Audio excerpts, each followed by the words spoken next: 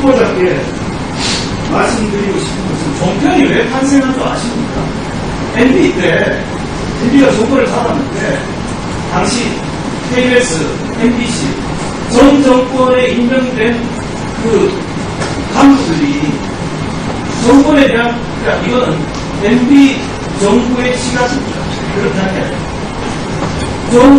소위 말하는 개혁에 협조를 안 하고 정부에 대해서 비판을 하니까 이 지상파를 가지고는 국정 운영하기 어렵다. 그래서 종편을 그때 만들어준 겁니다. 이게 팩트예요. 그러니까 제 말씀이 여기는 권력 잡았으니까 또 지금 과거처럼 하던 대로 또 정치 보고 가도 자르고 그렇게 하지 마시라는 말씀입니다. 아시겠습니까? 네, 저에게 그런 역할을 하라고 보낸 건 아니라고 생각합니다. 강효상이 한 말이 종편이 왜 만들어진 줄 아냐를 자기 양심 고백 비슷한 걸 해버린 거예요.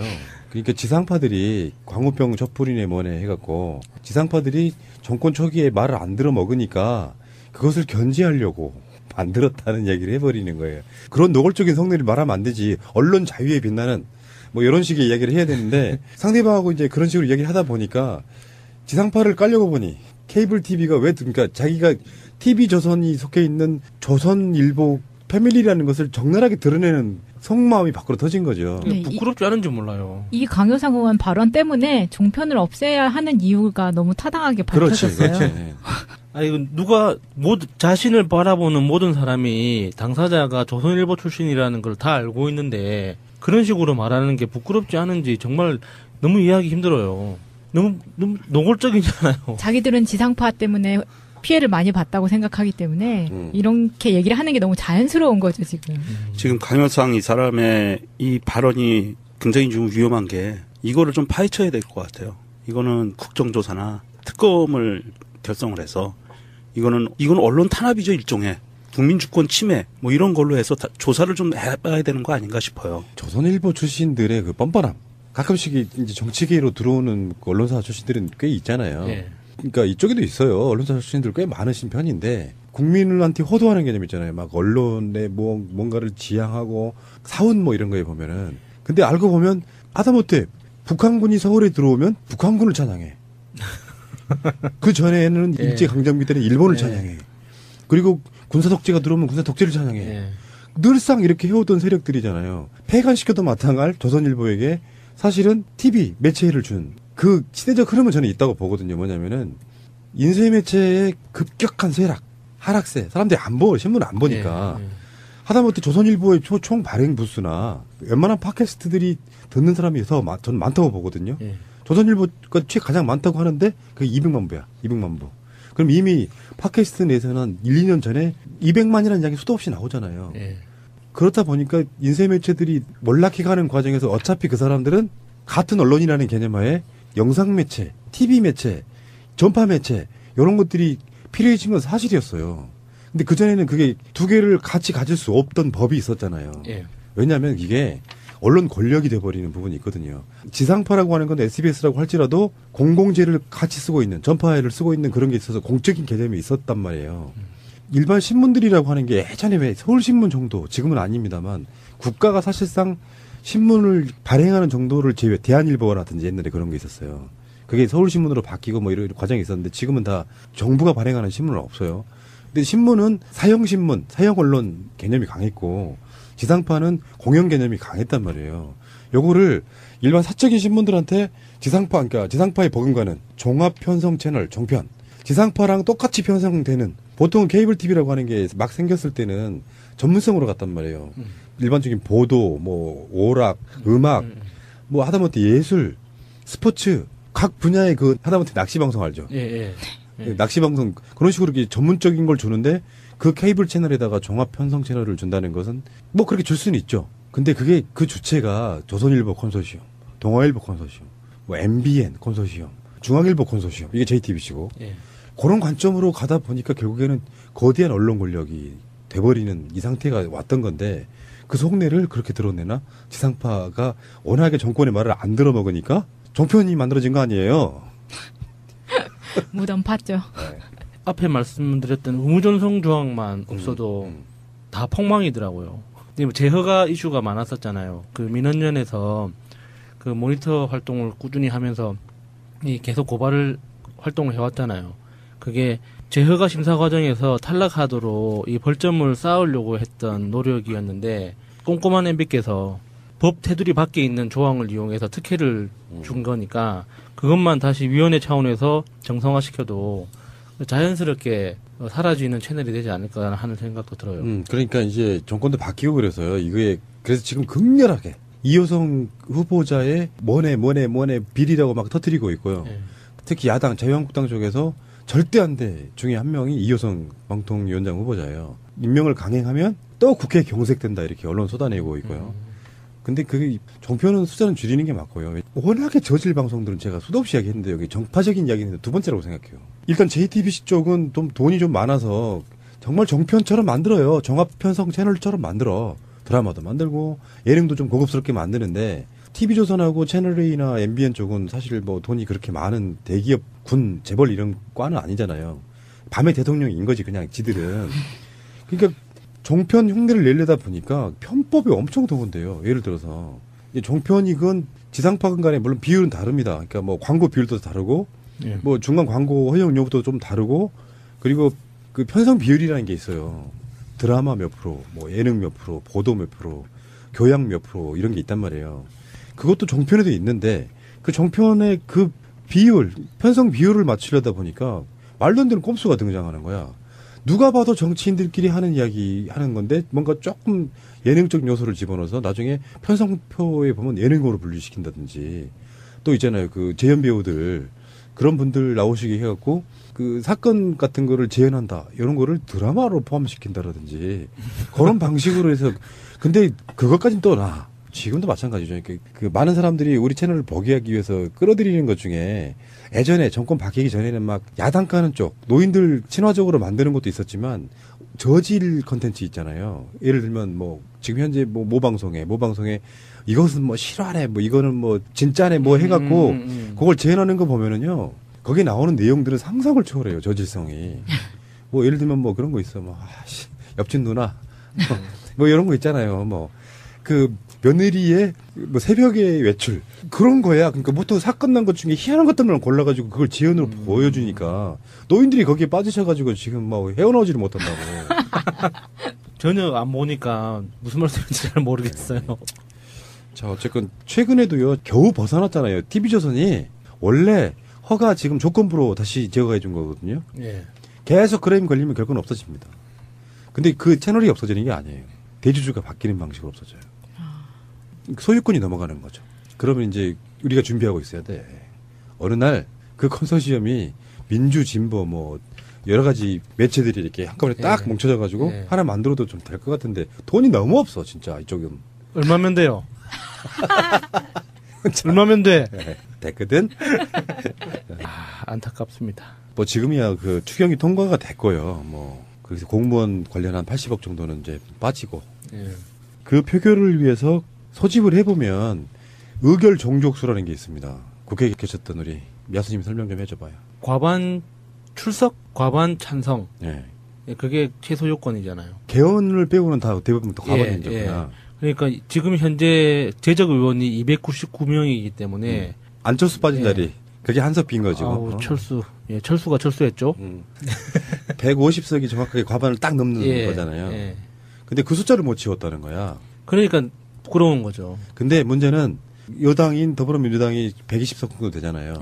그러면 국민의당이나 바른정당이나 등등등을 합치면 150석은 충분히 넘는데 여당 의원이 불참하는 바람에 과반이 못 넘어가지고 난리가 났다는 거예요. 그러니까 디테일하게 보면 자유한국당에서 장난질을 쳐서 민주당 의원들을 헷갈리게 했다고 하는 그런 실드도 가능하긴 한데요. 맞아요. 이건 본질적으로 민주당 의원들이 잘못한 거 맞습니다. 그러니까 통과시켜주기로 했다고 하니까 뭐 나는 뭐 빠져도 되겠지. 뭐 물론 외유 중이거나 이런 사람도 있었지만 전반적으로 그러니까 추경이라고 하는 것이 원래 시작부터 그런 거예요. 추경을 통과 안 시켜주기는 어렵다. 그러니까 사실 긴장감이 좀 떨어져 있던 부분이 있었던 것 같고 그래서 우원식 그 원내대표가 자유한국당을 찾아갑니다. 자리에 좀 앉아달라고. 그 사람들이 다시 들어와요. 반대를 하든 뭐 찬성은 상관없이 그 자리에 150석은 넘어야 되는 상황 때문에 들어와서 그 자리에 앉아요.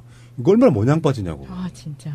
이게 기본적으로 이게 우원식 원내대표 이 사람 좀 그래요. 왜냐하면 돌아간 상황을 보면 새벽 2시에 자유당 빼고 추경 표결할 예정이었는데 국회의장이 그 중간에서 자유당도 그러면 아침에 나온다니까 같이 합시다 하니까 오케이. 그래서 이게 지도부의 그 의원들은 원내대표가 대장이잖아요.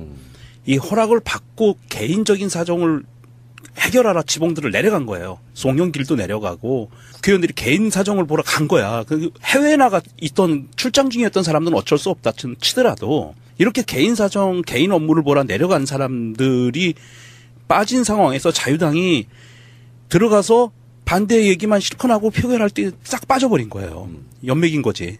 그러니까 이게 당한 거예요. 이게 얼마나 이게 어처구니 없는 결과가 벌어진 거냐면 민주당은 완전히 통째로 그 망신당한 거거든요. 그러니까 이런 일이 처음 생겼을 때 정말 호되게 비판을 해야 됩니다. 이 비판해야 이게 돼요. 일종의 그 연예인병 같은 거거든요. 이 여당병. 네. 이 여당병이라는 증세가 정치인들한테는 있어요. 야당을 할 때의 그 습관이 물 빠진다고 하잖아요. 뭐 그 야당물이 조금씩 빠지면서 여당물이 들기 시작하면 그렇지. 이 말하는 태도도 달라지고 국회 내에서의 그 기관들을 대하는 행동들도 달라지기 시작하거든요. 그리고 특히 이럴 때 체력이 필요한 순간 이렇게 대기해야 되고 인내심이 필요한 이 순간에 인내심이 몸이 약해지는 그런 현상이라고 해야 되나? 정말 옆에서 보고 있으면 꼴 보기 싫지만 어쩔 수 없는 현실이기도 하고 이렇게 기회가 생겼을 때 정말 호되게 표결에 참석 안 한 사람들 지금 안민석 의원처럼 뭐 외국에 있어서 어쩔 수 없는 분들을 제외하고 나머지는 반성문 제대로 받아서 공개해야 된다고 봐요. 심할수 받아요. 우상호 같은 경우에는 군대가 있는 아들 면회를 갔어요. 이중차 대한 시기에. 근데 납득할 만한 사유가 있으신 분들은 5명 정도는 되는 것 같아요. 방금 말씀하신 안민석 의원은 최순실 재산 추적차 독일 출장 중에 있었고요. 전해철 의원은 엘살바도르 대통령과 면담 뭐 이 정도는 그리고 금태섭 정춘숙 의원은 미국으로 공무상 출장 중이었고 이석현 의원은 싱가포르에서 열린 국제 심포지엄의 한국 대표로 참석 중이었다는 이 5명 빼고는 나머지 22명은 반성문 좀 제출하셔야겠네요. 그러니까 통과됐으니까 넘어가자가 아니라 이런 일이 벌어지면 저희 방송의 요즘의 기조 중에 하나예요. 청와대와 여당을 이간질하는 전략을 구사하지 못할 정도로 똘똘 뭉쳐야 된다. 그게 방향성이 잘못됐더라도 초반 개혁 드라이브에 있어서 여당과 청와대가 이견이 너무 심해지거나 그래서 갈등 관계가 생기면 우리는 이제 원론적인 이야기에서는 그런 이야기 하잖아요. 뭐 비판도 할 수 있고 뭐 여당이 무슨 거수기 노릇만 해야 되냐 그게 아니라 우리 일상생활에도 아주 비슷한 게 있어요. 팟캐스트도 마찬가지고. 정말 밀접해야 될 두 관계가 딴소리 딴목소리 내잖아요. 그러면 나의 상대인 카운터 파트너 쪽에서 딴소리 나오는 건 상관이 없는데 중간에 이간질 세력이 끼어듭니다. 그래서 사이를 간극을 엄청 벌려놔버려요. 그러면서 말도 안 되는 소리 막 전달하고 막 이러는 과정 속에 감정이 쌓이기 시작하면 나중에 이제 비판이 자유로운 것이 마치 민주정당이나 민주정부의 전유물인 것처럼 이야기를 하다가 보면 한 사람은 굉장히 언론 같은 데서 튀어서 자기 지명도는 쌓는데 진짜로 우리 조직 생각하는 국회의원들은 관심받고 이러는 걸 좋아하는 관심병자 국회의원들을 싫어하고 속으로 막 끙끙 앓고 그러다가 중간에 이제 뭐 조중동 같은 또는 일베 같은 그런 이간질러들이 들어와가지고 막 이간질하면 나중에는 이제 돌아올 수 없는 강을 건너는. 그래서 왜 원래 상대 당이었던 사람들보다 같은 편이었던 사람들이 벌어지면 더 격렬하게 싸우거든요. 그러니까 어찌됐건 개혁이 성공하려면은 그렇지 않아도 과반이 안 되는 여당이니까 소수 여당이니까 일단 청와대와 여당이 간극이 벌어지면 안 돼요. 개혁성이 말이 안 되는 쪽으로 간다고 할지라도 나는 초반에 한 2년 정도는 어떤 이견도 나오는 거 없이 일사불란하게 밀어붙여야 돼요.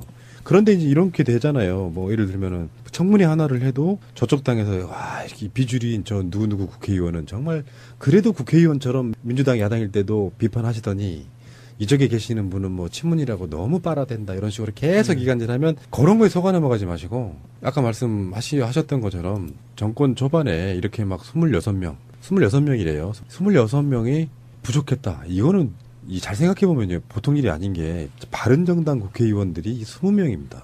정의당 국회의원이 6명인가? 6명. 그분들한테는 어마어마한 숫자에 그 숫자들이 그냥 이런저런 이유로 빠져가지고 아니 세상에 추경 못 해주겠다고 표결도 참여 안 하는 자유한국당에 가서 야 의석 좀 빌려줘.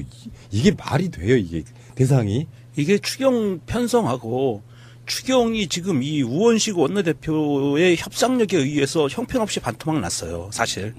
깔 건 까야 돼요. 대통령이 하고자 하는 일자리 추경에 반토막을 낸 우원식 원내대표가 지금 그 국회의원들 컨트롤을 못해서 이 자유한국당을 믿고 나 어이가 없네요 진짜. 자유한국당을 믿고 표결 들어가겠다?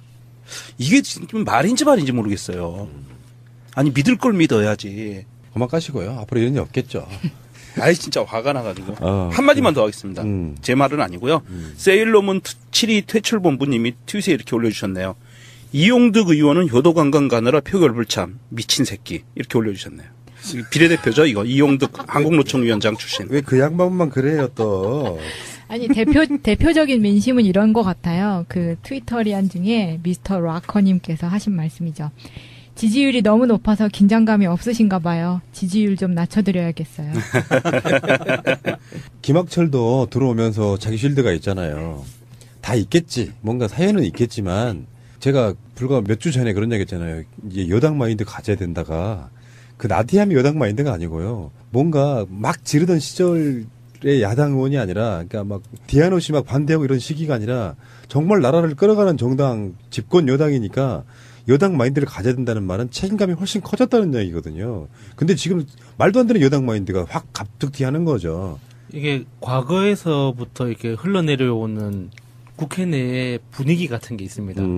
여당이면 이 정도는 해야지. 여당은 이 정도 톤에서 해결해야지라는. 옆에서 보고 있으면 이 양반놀이 같은 거예요. 점잖게 해야 된다. 보기 안 좋아요. 드라마도 만들고 예능도 좀 고급스럽게 만드는데 TV조선하고 채널A나 MBN 쪽은 사실 뭐 돈이 그렇게 많은 대기업, 군, 재벌 이런 과는 아니잖아요. 밤의 대통령인 거지 그냥 지들은.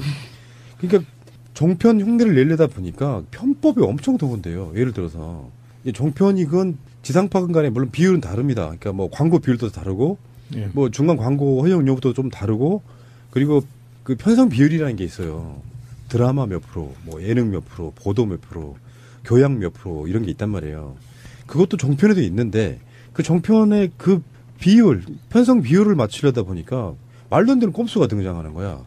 누가 봐도 정치인들끼리 하는 이야기 하는 건데 뭔가 조금 예능적 요소를 집어넣어서 나중에 편성표에 보면 예능으로 분류시킨다든지 또 있잖아요. 그 재연 배우들 그런 분들 나오시게 해갖고 그 사건 같은 거를 재현한다. 이런 거를 드라마로 포함시킨다라든지 그런 방식으로 해서 근데 그것까진 또 지금도 마찬가지죠. 그 많은 사람들이 우리 채널을 보게 하기 위해서 끌어들이는 것 중에 예전에 정권 바뀌기 전에는 막 야당 까는 쪽, 노인들 친화적으로 만드는 것도 있었지만 저질 컨텐츠 있잖아요. 예를 들면 뭐 지금 현재 뭐 모방송에 이것은 뭐 실화네, 뭐 이거는 뭐 진짜네, 뭐 해갖고 그걸 재현하는 거 보면은요. 거기에 나오는 내용들은 상상을 초월해요. 저질성이. 뭐 예를 들면 뭐 그런 거 있어. 뭐 네, 부끄럽지 않은지 몰라요. 이 강효상 의원 발언 때문에 종편을 없애야 하는 이유가 너무 타당하게 밝혀졌어요. 그렇지.